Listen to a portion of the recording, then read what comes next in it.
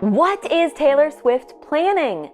We have received word that for the first time in 3 years, Taylor will be attending the iHeartMusic Awards in person. Taylor has been shying away from award shows in general, opting to send in a video when she wins. So this appearance at the iHeartMusic Awards on March 26th is a surprise. Of course, Taylor is up for 9 awards, the most of any other nominations for this year's iHeartMusic Awards, but that has not stopped her from skipping an award show before. It may be tied to her push for Elizabeth Taylor as her third single, with a hope to get 3 Billboard #1s out of this album. We saw her do it in 1989. We know that Billboard charting is incredibly important to her right now.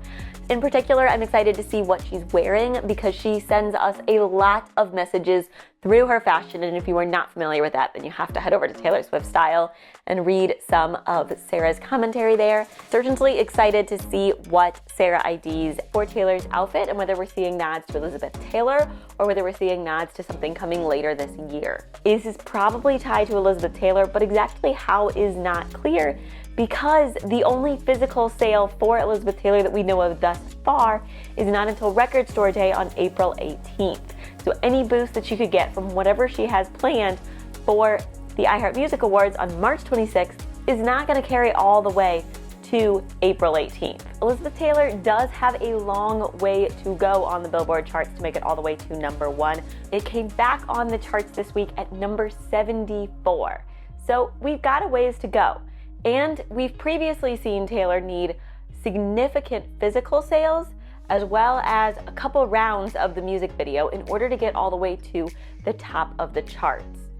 Of course, this time around, there isn't anything quite as big as Bad Bunny's moment between the Grammys and the Super Bowl to compete against, so that could give Elizabeth Taylor a better chance, but there are some big albums coming. This coming Thursday, the 26th, will start the upward trajectory for Elizabeth Taylor, that she will be announcing a music video with something to do with Elizabeth Taylor if she wins.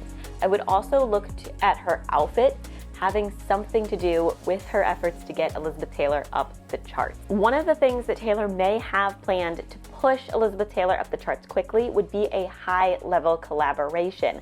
And we have a very promising prospect. We've already seen a remix of the Backstreet Boys song Everybody and Elizabeth Taylor go viral. We know Taylor saw this remix. We know she loved this remix because she commented on 2 of the Backstreet Boys videos using it, which also says the Backstreet Boys love this remix. So I think it's very likely that we see this remix come back in an official capacity for physical sales and for radio play. Because with this remix coming back in an official capacity, you're going to capture a wider swath of the population. You'll likely see it throughout social because it lends itself well to social, and thus it will help to push Elizabeth Taylor further up the charts. Seen remixes play a huge role for both the fate of Ophelia and Opalite in getting them to #1, so I think we will see several remixes for Elizabeth Taylor, and that they will play that critical role again, both with this Backstreet Boys remix and with other remixes that will come through. We know that Travis has his pulse on house music and that he will likely involve himself in helping Taylor's team track down some really great house remixes like we saw with the Chris Lake remix from Opalite. Overall, I'm expecting the playbook to push Elizabeth Taylor from 74, where it came back to the charts to that #1 spot that you'll want to hit by the chart that will release, including Record Store Day sales, will be fairly similar to what we saw from Opalite. I'm really hoping she rewards us with a music video, and I think it's quite likely. I also think we're going to see a lot of remixes. We're going to see a lot of physical sales.